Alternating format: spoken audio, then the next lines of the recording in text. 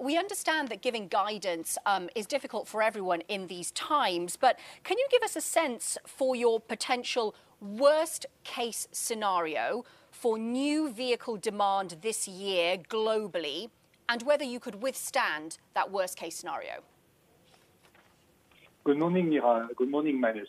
Thank you for having me. As you said, the environment is too uncertain to provide a guidance about the market and the serious market forecast. As you know, Michelin is relying, of course, on the original equipment market, but most of our sales are done on the replacement side of the market. So that's why we have preferred to show through the stress test, let's say, the ability of the group to pass through or to waive the impact of this crisis. And we have chosen two scenarios, minus 20% in volume and minus 35% in volume at the maximum. And even in the worst case, the group has the financial means to pass through this crisis without drawing on its secure backup lines. Yves, good morning to you. It's Manus. I want to dig a little bit deeper to the forward-looking view. Have you been able to restart the factories? What is the pace of restart that you are delivering? What's the biggest challenge in the work site as you seek to reopen? So the scale and momentum in your reopening is what I really want to get a sense of. So to reopen the factories, you need two conditions. The first one is to have implemented all the sanitary measures that will make your teams confident to go back to work. We had, and the 10th of February, we have restarted our factory in China, so we have developed a protocol to operate our factory in a very safe way, let's say, with preserving social distanciation, providing safety device to our employees.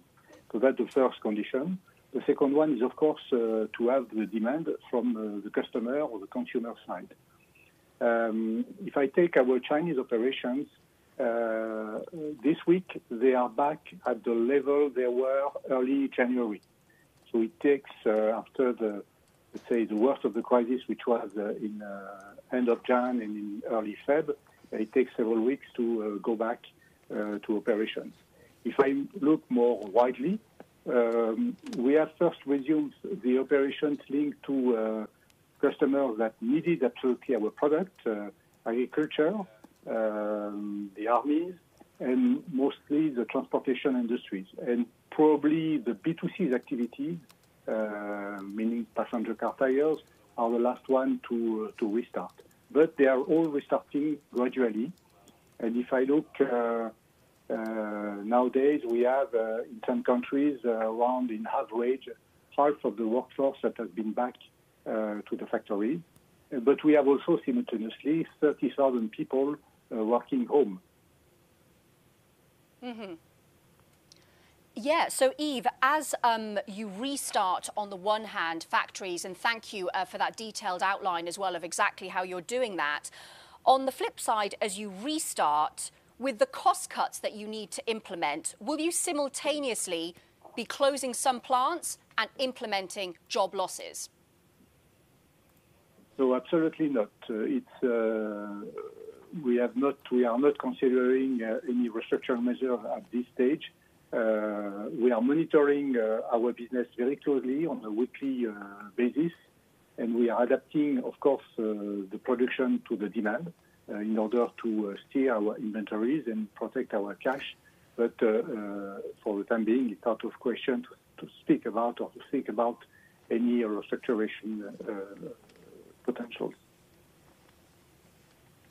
Yves, as you look at managing the business going forward, there's a great discussion around the simplification of supply chains to domestic sites, whether that's in America, the UK or France. Will you reconstruct the supply chain in any way? Will you seek to bring more production, more supply chain back to France and core Europe? Michelin has a local-to-local supply chain approach. Our factories in Europe are mostly serving the European markets, and in some cases they are exporting outside Europe. But if I look at the factories, for example, in China, they are mostly serving the Chinese market. Our North American factories are already dedicated to the North American market. So Michelin has been always very keen to maximize its local production, to produce as close as possible from its customers, for two reasons: for proximity, reactivity, and also because from an environmental standpoint, it's better for the planet. Yves, so that's how you manage your supply chains at Michelin. More broadly as well, do you see any kind of shift in globalization post-coronavirus crisis as a result of the crisis? It's probably a bit early to draw any conclusion about the long-term consequence of this crisis. For sure, through this crisis, we are learning a lot. We are learning that some activities can be handled very professionally without necessarily moving or having to go to the workplace or to travel. Yves, Yves, can we get one final very quick response from you, which is the big debate? Is this peak China? Is this the end of China as the world's factory? Existential question and a short response, sir. I'm not sure. China has a very strong manufacturing base. It's a huge market for us. But as I said, we are producing in China for the Chinese market. Okay. Yves, can I thank get you very one much. on Great to have you with prices? us. Yes, Niara? Yves, just very briefly, it's been great to have you today. On commodity prices, do you feel like you're missing out on the drop that we've seen in commodity prices because demand is so low? For sure, there is a lag between the price, the commodity prices that you see in the market and the translation in our cost of goods sales, which is due to the inventories. And for sure, we will mostly benefit from the commodity prices drop in the second half of the year.